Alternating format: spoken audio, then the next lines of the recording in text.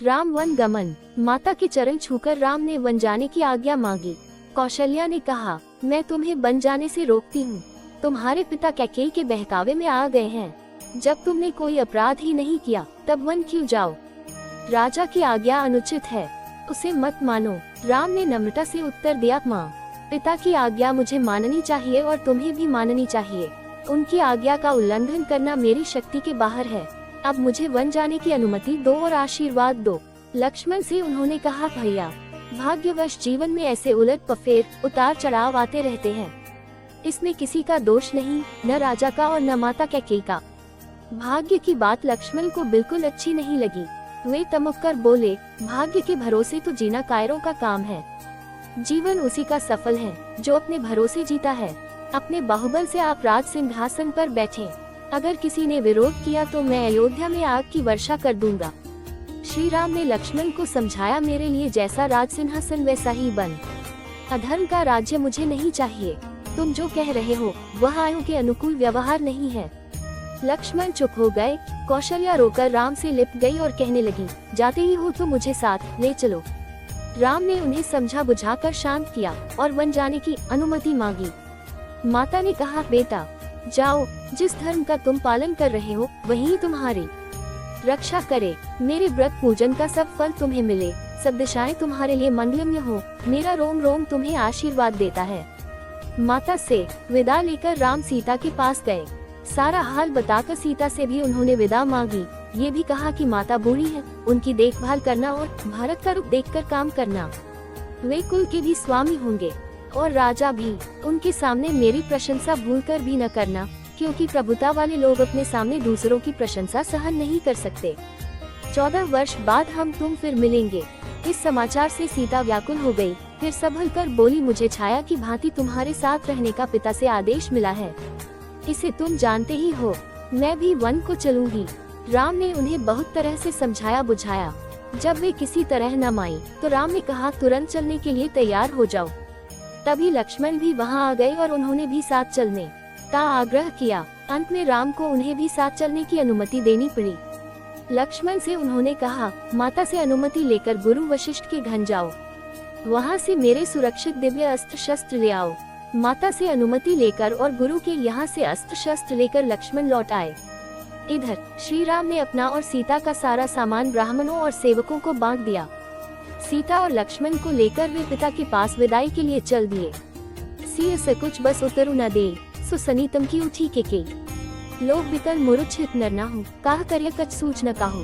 Ram one गमन का समाचार सारी अयोध्या में फैल चुका था। राम लक्ष्मण और सीता को के महल की ओर जाते देखकर नगरवासी दशरथ और कैकेयी को धिक्कारने लगे। उधर राजा महल में राजा डैक से तड़प रहे थे। उन्होंने कौशल्या और सुमित्रा को अपने पास बुला लिया था। राम ने सबसे विदा मांगी। राजा ने उठने को कोशिश की पर वे गिर पड़े और मूर्छित हो गए। जब उनकी मूर्छा जगी तो राम ने विदा मांगी और कहा, सीता और लक्ष्मण भी मेरे साथ जाने का आग्रह कर रहे हैं। हम लोगों के लिए आप शोक न करें। राजा दशरथ ने कहा, बेटा, कैकेयी ने मेरी मति हर ली है। मुझे पकड़कर बंदीगृह में डाल दो और अयोध्या के राजा बन जाओ। राम ने बड़ी नम्रता से कहा, पिताजी, मुझे राज्य लोभ बिल्कुल नहीं है। यदि मैं वन न जाऊं तो आपका वचन भी मिथ्या होगा। रघुकुल की रीति मिट जाएगी।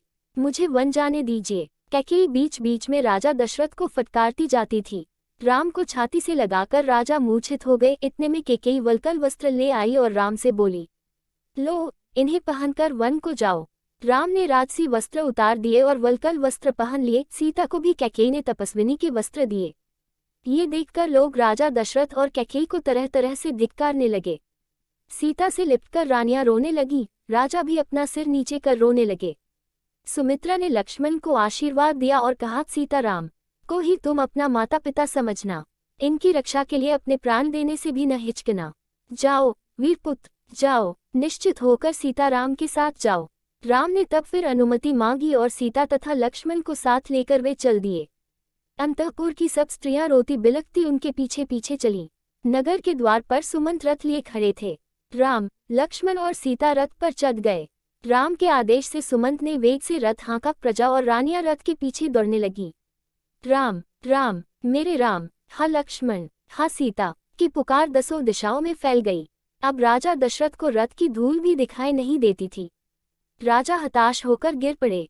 रानियां उन्हें उठाकर कौशल्या के भवन में ले गई। राजा कभी बेसुध हो जाते और कभी राम राम कह चिल्ला उठते। सारी अयोध्या नगरी शोक सागर में डूब गई। घर, बाजार और गलियों में सन्नाटा छा गया। मनुष्यों की तो क्या, पशु पक्षियों ने भी खाना पीना छोड़ दिया। उधर नगरवासियों की एक भारी भीड़ रथ के पीछे पीछे दौड़ रही थी।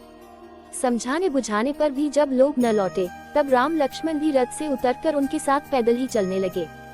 संध्या होते होते वे तमसा नदी के किनारे पहुंचे और उन्होंने वहीं रात बिताने का निश्चय किया। सीता और राम माता पिता की याद करते हुए तृणशैया पर विश्राम करने लगे। कुछ दूर पर लक्ष्मण धनुष बाण लेकर पहरा देने लगे। सुमंत भी उनके साथ जा बैठे। थके मांदे पुरवासी घोर निद्रा में सो गए। पहर रात रहते ही राम उठे और सुमंत से बोले, तात, लोगों का कष्ट मुझसे नहीं देखा जाता। शीघ्र रथ तैयार करो और इस प्रकार रथ हांकों की जगने पर लोगों को पता न लगे कि रथ किधर गया। सुमंत ने ऐसा ही किया। सवेरा होने पर जब लांगों को आंखें खुली तो देखा कि राजकुमार नहीं है। वे इधर उधर दौड़कर उन्हें खोजने लगे। जब कहीं पता न लगा तो निराश होकर नगर को लौट गए।